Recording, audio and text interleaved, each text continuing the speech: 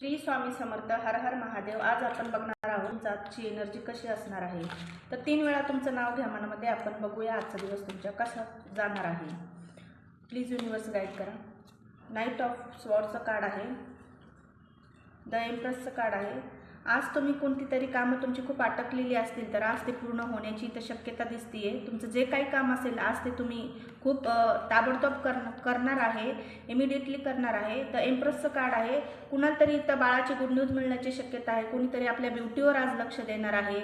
Overall आज शॉपिंगमध्ये आज दिवस जाणार आहे. आज स्वतःसाठी काहीतरी करणार आहे. इथे असं दिसतंय की द डेव्हिलची एनर्जी. कुणीही काही निर्णय घ्यायला लावला की पटकन निर्णय घेऊ नका.